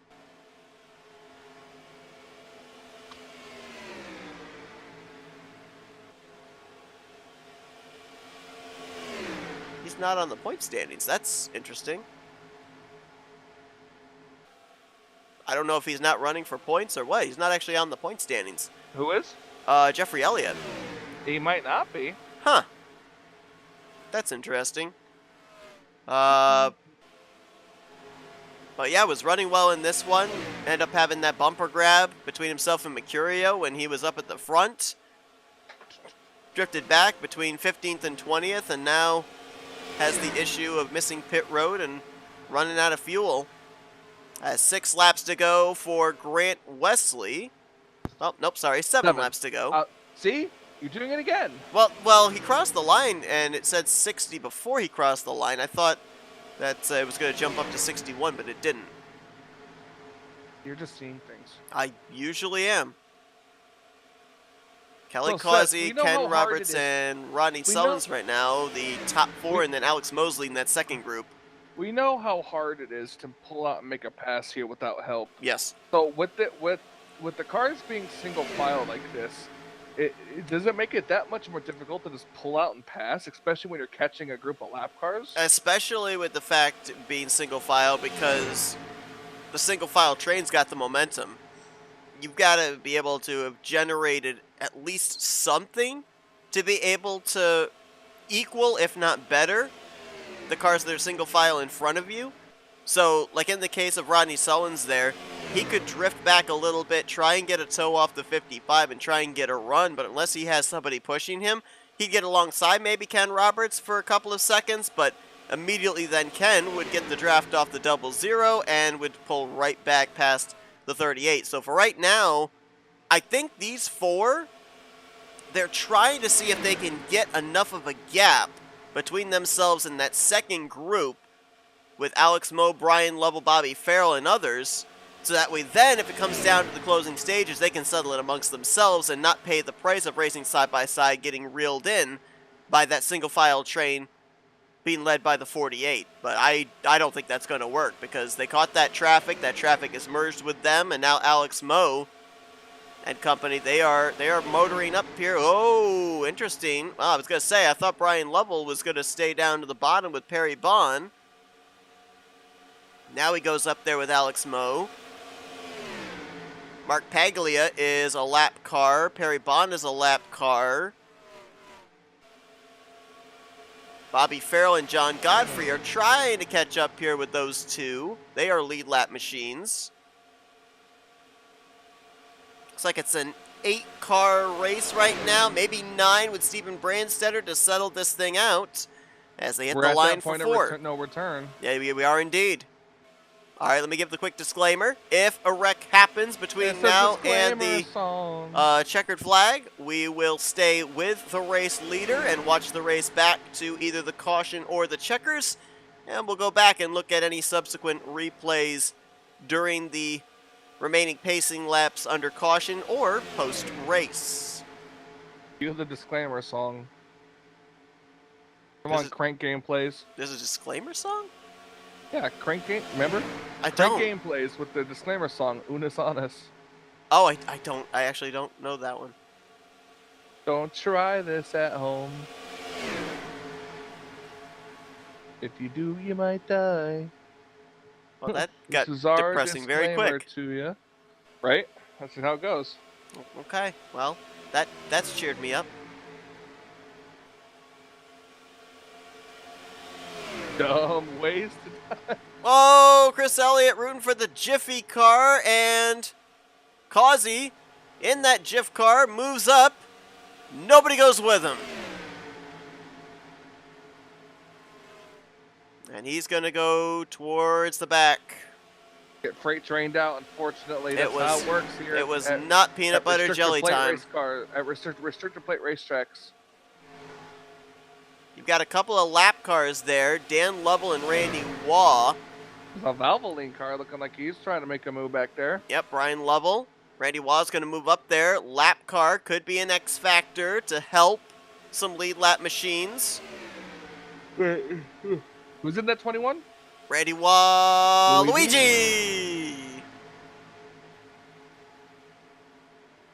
1.5 laps to go. Some traffic up ahead. Mike Mangialardi and Pat McCarskey, I believe. No, there's a lap Is car. that with, Valvoline car in the lead lap? Yes, Valvoline car is on the lead lap. Okay, so for those that are wondering, the 88, 55, 38, 48, 043, those are the top 5 right now. The 338 of Dan Lovell is a lap down, but certainly could play a factor into the outcome of this thing. White flag in the air, 1 lap to go. Grant Wesley trying to hold on, pick up his first win on the season. Grant 22nd in points coming into this one, but a win would lock him into the playoffs. Ken Roberts right behind him, 17th in points. He'd love a guaranteed locked-in spot. And then Rodney Sullins, he's already got a win last week. He'd love to double down and win the first 2 races on the season. At the Dodge leading this race, the yellow line's going to be his best friend. Look at the 55 slip up just a little bit. If Ken makes Maybe a move, trying to does catch- Rodney go maybe with trying to him? make the 88 slide up the block. Ken's going up. Caution. Caution, doesn't is matter. out. Rodney goes up there to help the 55. Grant's going to have to try and do something. It's going to be a drag race here between those two, and Ken got it. he did. Ken Roberts gets the victory with the push from Rodney Sullins. Grant Wesley will come up runner-up, and Rodney, back-to-back podiums to start out the season, gets third.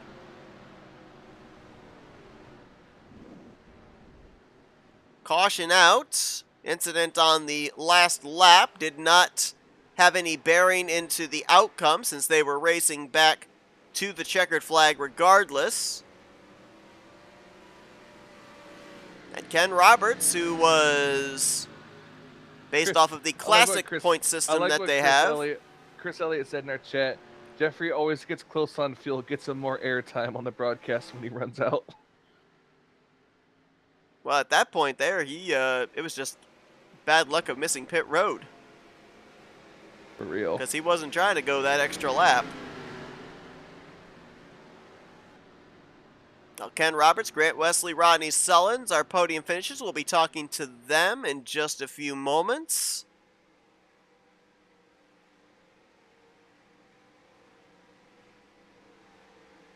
As that bright green Mountain Dew Chevrolet is going to come down here, and he'll get to do some celebrating on the front straightaway at Talladega Nights Super Speedway. Are we doing a triple burnout here, or are we doing a podium photo? Not sure. Not sure what. Are we doing triple burnouts? Nope. Quadruple burnouts. So Ken just went back to victory lane. Okay, so Rodney and Grant are going to do the burnouts for him, I guess. Maybe Ken ran out of fuel. Maybe that's why. Maybe that's why Grant was pushing him to the start-finish line. I thought he was just giving him congratulatory bumps, but he might have been assisting the 55 to get back to the flag stand. Definitely. Let's take a look at the incident that happened here on the final lap. Not certain exactly what area of the racetrack it was. I think the leaders were on the backstretch when the caution flew. Ooh, might have been the 21.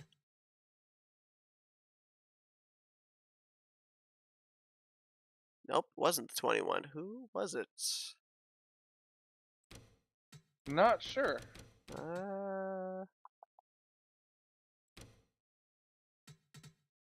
We'll find it. Gary Heiser in the 3. Looked like it was 3 wide. And he might not have known he was 3 wide. Oh, that was actually some good old gap whack. Keith Bynum also into the wall. We're on NR. Oh, and Joshua Mercurio got clipped late too. His day goes from bad to worse. Yep. Yeah, Denny Carroll was making a move 3 wide, and Gary came down, I think, thinking they were double wide. But as we saw right there, there was definitely some, yeah, we'll say it, some warp. NR can't sue us. I don't think. And that's what brought out the caution. Happened on the final lap, so it was still a race back to the checkered flag for the race leaders, and this is the way that they crossed the start-finish line. 29 1/1000ths of a second between Ken Roberts and Grant Wesley. Rodney Sullins only 62 1/1000ths of a second back in third place. Alex Moe going to bring it home in the top 5 and 4th, and John Godfrey is going to bring it home in the 5th position Rodney Sullins, obviously, with back-to-back podiums, will still have the overall points lead going into next week, but I would not be surprised if John Godfrey will jump up to second in points, because that's back-to-back top fives to start out the season for him. Back-to-back sixth-place finishes for Brian Lovell. Kelly Causey will bring it home in seventh. Bobby Farrell is going to be eighth. Stephen Brandstetter will finish in ninth. And Blaine Donlin, getting back behind the wheel, is going to get a top 10 run here tonight. Josh Slocum, Johnny McNamara, Sean Dotson, Graham McDonald, and Denny Carroll, they're going to be the completion of the top 15. And 19 cars finished on the lead lap. Pat McCarsky, Ulysses Sandoval, Gary Heiser, and Keith Bynum. We had that round of green flag pit stops with about 10 laps to go. Number of drivers having some issues on pit road. A couple of drivers having to serve black flag penalties, finishing off And the that's lead always lap. that's always the toughest too, Yes. because that's the whole bad downside of hot pitting is you always run a risk. I want to say it's like an 80-20 risk of getting a black flag unless you do it right. And the worst part too is it was the last pit stop. So Oh, yeah, the likelihood and the time to be able to mount a comeback, to get back all that track position, even potentially the lap that you lost, a lot slimmer than if you get a penalty in the early portions of the race on, say, like the first pit stop. Mike Mangialardi completed the top 20 as the first car one lap down. Dan Lovell, Randy Waugh, Javier Negron, Mark Pagliabiglioso, the top 15, or top 25 rather. Man, I can't count today. You Perry really Bond, can't. 26th. Doug Hewlick, 27th. Garland Oaks, Craig Hagley, Joshua Mercurio, the top 30. And then Alex Ortiz, Bob Dixon were the last drivers to finish. 32 drivers running at the conclusion. Jeffrey Elliott, Eric Lovell, Nate Balser, Brian Rawson, Chris Van Vliet, Greg Lovell, and Chris Elliott all retired out of the race. Greg Lovell's going to take the biggest hit in the point standings, obviously. Second place last week, second overall points, and 38th out of 39 drivers. You mentioned it, Michael. Opportunity tonight with 39 drivers in the field to gain a lot of points, but on the flip side, you can lose a lot of points too, and we'll probably see that in next week's recalculated point standings after this one. Absolutely. All right, well, let's see if we can now dial up our podium finishers as we head into our FRN post-race wind-down. He was in victory lane last week, third place here tonight, and in the conversation for the second straight week for the win. Let's see if we can dial up Rodney Sullins. User was moved. Hey, to Rodney, your Michael, and channel. Seth up here in the FRN booth. You got us? Hey guys, how you doing? Well, second week and another strong race car. Now, granted, you had the victory last week, so maybe a little less pressure on you here tonight, able to get up there and race it up a little bit more aggressively. Led the most laps here tonight, 22 circuits out in front, had that pole positions to start off the evening, and had a shot at this victory here tonight, but you had the 55, you had a choice of pushing him or a choice of pushing the 88. Was there a third lane that you could have maybe made there, or were you basically committed to pushing one of those two across the line? Oh, I was 100% going to push one of them. When Ken made his move, I decided to go ahead and help Ken when he moved out because he's had a rough season over to the other place, so I thought a win might do him good tonight. So I was going to stick with it. And right there to make it interesting, I kind of dove between the guys just to try to make it look good. It's a start-finish line there.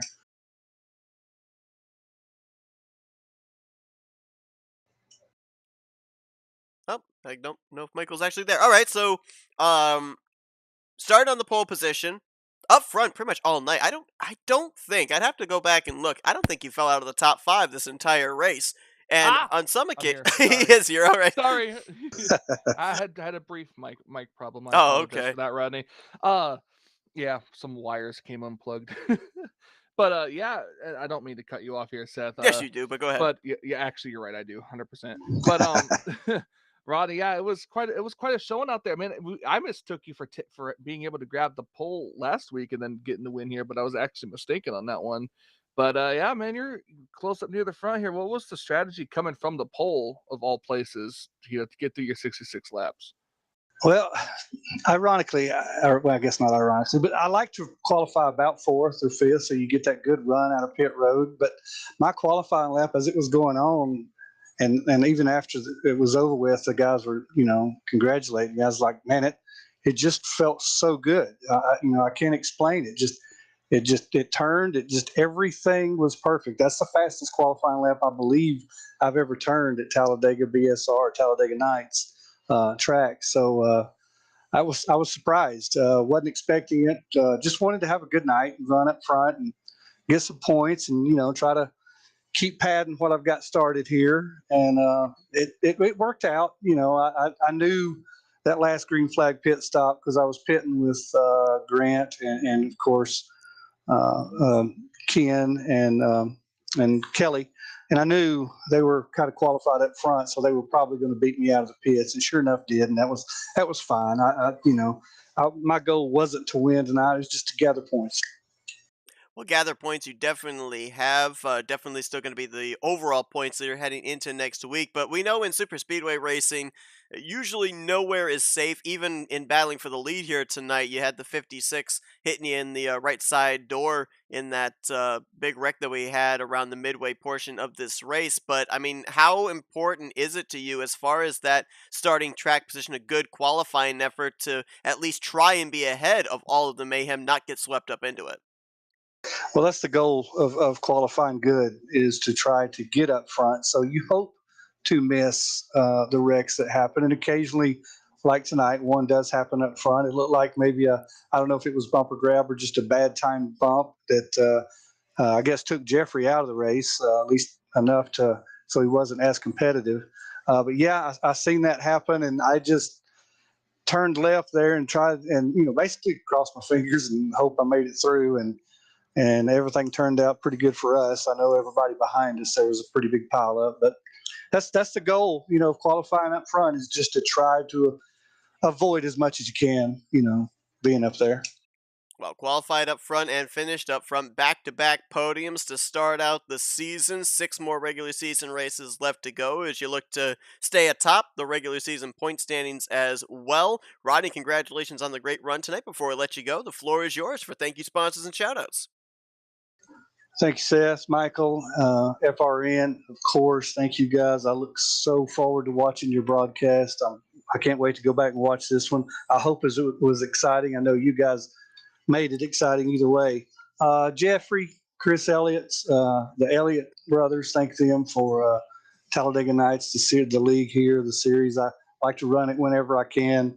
All the admins here, Ken, the Lovells, Denny, Bob. I'm sure I'm forgetting one or two, but thank those guys.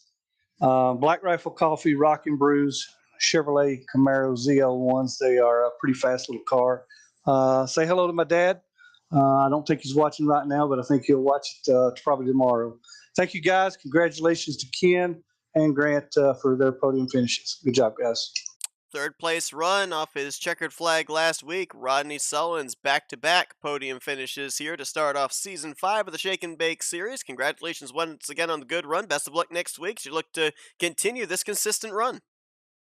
Copy that, guys. Thank you. Have a great night. You too.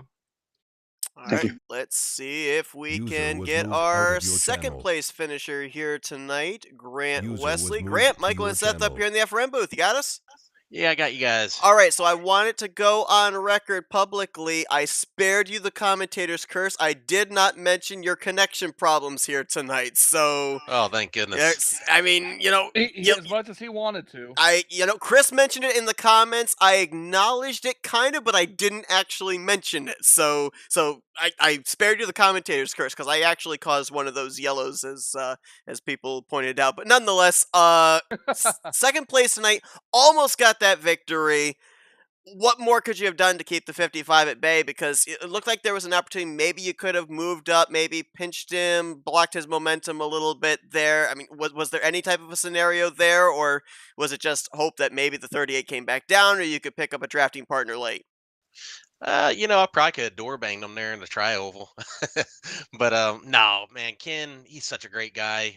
He's pushed me to a couple wins here lately. And frankly, I owed him. He earned it. I seen him. I tried to use him up as much as I could whenever he made the move to the outside. But there's only so much you can do clean. And like I said, he's pushed me a few times, and I wasn't want to wrestle him too hard for it. But yeah, congratulations to Ken there on the win. Yeah, it was. Talk about your crew and that last stop. The only green flag pit stop of the race. They got you. You came in, I think, third in the group that came in, and then you just got yourself out immediately in first. And that had to have been a game changer right there, especially with Jeffrey Elliott running out of gas. Yeah, I mean, you guys know my bread and butter is kind of the green flag pit stops, and yeah, whenever the call was 1 can of fuel. It's going to be tight. I basically had half a gallon left after we finished the race, but yeah, had a great pit stop. Got in nice and hot, and actually I was going to exit like a second and a half in front of everybody else. So I was kind of pedaling, coming off pit road there, and Kelly gave me a nice shot there, and yeah, I mean it worked out great. Now, obviously, can't foresee the future, but here tonight, full field. End up having a couple of drivers that actually DNQ'd. If we continue this trend going forward, how does it change a driver's mentality? Because obviously there's a lot of points up for grabs, but there's also a lot of opportunity of points that you can lose. We talked with Rodney just moments ago, and he was talking about the importance of qualifying, running up at the front, hopefully staying ahead of any wrecks and not having to worry about like running the second half of the race with aero damage and trying to salvage something. Where do you fit into that scenario, especially if we continue to trend with 40 plus cars showing up each Saturday night? Well, where I fit in, I need to work on my qualifying. I've been qualifying 13th to 15th. Yeah, starting position and staying up front is huge, especially as you said, to these big fields. There's a few newer guys, which I'm really happy to see, out here running with us. So they have a few more cautions, but nothing against them. I mean, that's just kind of nature of the beast with a big field like this. And, even if a more experienced guy, if you get mired back in the field, you have to use that experience and learn how to dodge your wrecks and position yourself on the track to avoid that kind of stuff. I think you said dodge the Rex because you're in a Dodge. I'm not sure, but I'm gonna go with that. But obviously came into this race 22nd in the point standings after the tough luck last week, falling out while running up towards the front. A lot of points, as we said, up for grabs. This will certainly move you up in the point stands, potentially up into the top 12, into a playoff position with 6 races remaining here in the regular season. So congratulations on that. We look forward to seeing when the points are calculated where eventually you do fall in preparation for race number 3. But before we let you go, we're going to give you the opportunity for thank you, sponsors, and shoutouts, Grant. Yeah, and also as a side note on my connection issues, I had a guy come out Tuesday, a maintenance tech, and from Spectrum, and he did find an issue.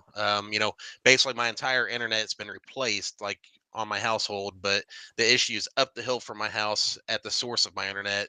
I have what they call a suck in. I don't know what that is, but he's like, "Yep, we'll have maintenance guys out in 5 days to take care of it." So hopefully Monday all those issues are behind me.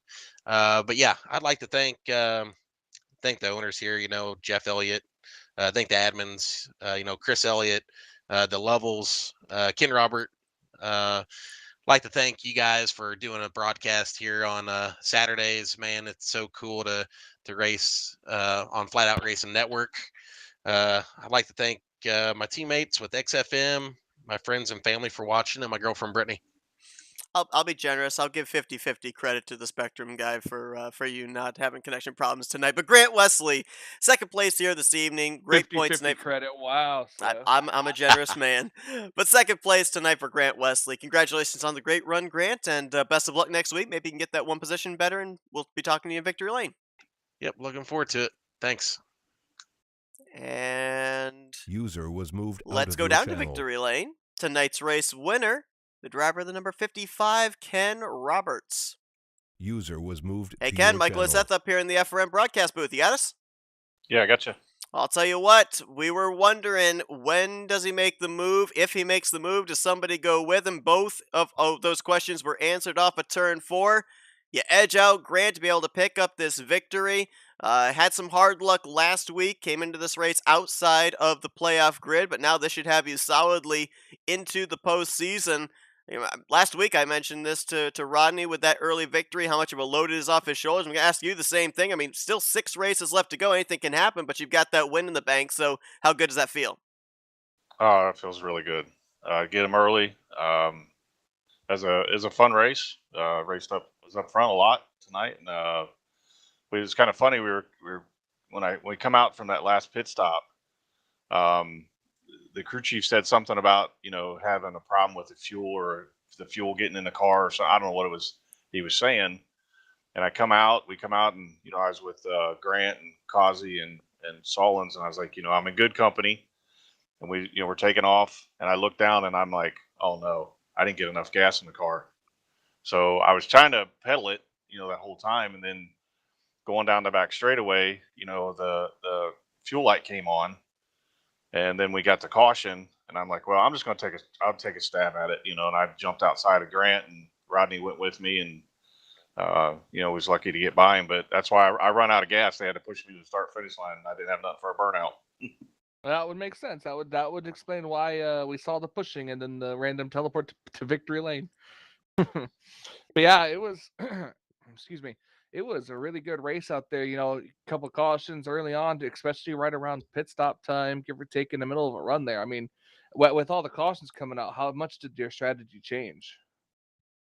Not too much. I try to stay on top of the fuel.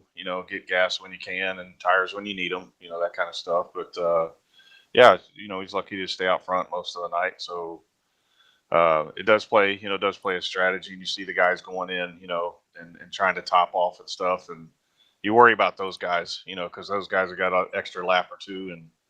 But I got by the skin of my teeth tonight, so I'll take it.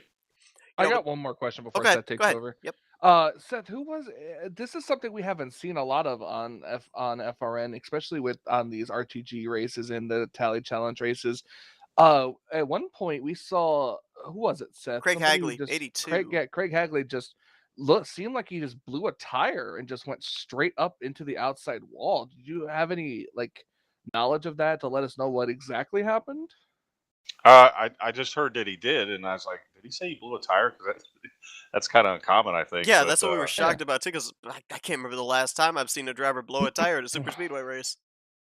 Yeah, so I don't know. We do have some, we've had some weird things happen here recently, But yeah, that was kind of odd. But that's all I'd heard on the chatter that he had blew a tire, and I'm like, one tire? How does he do that? Yeah, it definitely was odd for us up here in the booth as well, trying to figure out what exactly happened. Another thing that was kind of odd was this final run to the checkers, because with the combination of drivers dealing with damage they sustained from the 3 wrecks that we had tonight, and then drivers coming to pit road for green flag pit stops, some of them having some issues getting onto pit road, other drivers having to come in and serve penalties, a lot of traffic for you leaders to have to deal with in the closing stage of this one. Even had some lap cars in that lead pack with you, kind of playing X factors and pushing some of the lead lap cars. How difficult is that? How maybe distracting is that for a driver, in your case, running second or third in line, trying to plan something out in a move for the win, but at the same time trying to figure out, if we encounter this group, do I have space to be able to make a move? If I make a move, maybe this lap car behind here is going to go with me. Is that maybe more of an added distraction for a driver in the closing stages, or no? Oh yeah, it definitely adds to the what the strategy, what you're trying to do, and then to throw another little wrench into the plan. As we were going there, and me, Grant, and Causey, and Solons was together. Kelly's telling me that something's going on with his throttle, because he was weird. He's like, he was backing up to me, and I asked him if he was all right, and he said something with the something's going on with the throttle. So then he kind of pulled out of the way, because he didn't know what was happening. He didn't want to cause a problem. But yeah, all the lap cars, and then they were pretty spaced out too. It's like we catch some, then they and then we get past them, then there'd be some more right there. So it's definitely playing into it. But for me personally, I was just going to sit tight because I knew I was close on gas. So I was really just kind of following at that point. A lot of weird stuff happening here tonight in the second race of the Talladega Night Shake and Bake series. But end of the night, it's Ken Roberts in victory lane. Congratulations, Ken, on the job well done. A great timed move there off of turn 4 to get this checkered flag and get yourself prepared for the postseason in 6 races times. Before we let you get back to your celebration, though, floor is yours for victory lane. Thank you, sponsors, and shoutouts. Thanks, guys. like to thank you, Seth, and Michael for doing these broadcasts. I can't wait to watch it. I know I got some family members that watch them too, and they get a big kick out of that. You know, especially like tonight's one. But I'd like to say thanks to Jeff Elliott. That guy is he's part machine. He works at this constantly to keep it going, and bringing in these drivers from all different leagues and stuff, and brought them all together here at Talladega Nights, and he's really built up a pretty good thing here, pretty good league. So really enjoy racing here. I'd like to say thanks to my BSR guys, for helping, and all the stuff they give us, with qualifying and running lines and helping you with settings and all that stuff. So appreciate that. Appreciate all the drivers that come out. I mean, we had a full house tonight. We had to do a knockout qualifying, which I personally don't like, but yeah, we had to send a few guys home, and I hate doing that. I wish there was a way they could fit them all in here, but it's something you got to do when you get to big crowds. Well, Ken Roberts gets the checkered flag here tonight, and the second race of Season 5 of the Shake and Bake Series under the Talladega Nights banner here at Talladega Nights Super Speedway. Congratulations on the job well done, Ken. Go enjoy your victory, and we look forward to seeing what you're able to do here in these final 6 regular season races in preparation for the playoffs. Thanks, guys. I appreciate it. Have a good one. Ken Roberts, the second winner on the season, joining Rodney Sullivan, second Chevrolet to go to victory lane here in Season 5, and second driver that next week we'll be talking about as a future playoff contender. Obviously going to get locked in via his victory, as Rodney Sullivan's would be with his victory last week. Which is the best news that you can find. Oh, absolutely. Or have, especially with the full fields like this. Now, the one thing I am going to be curious about, and I will get some clarification on this before next week. Clarification. On the point standings, they have the top 12 highlighted in green.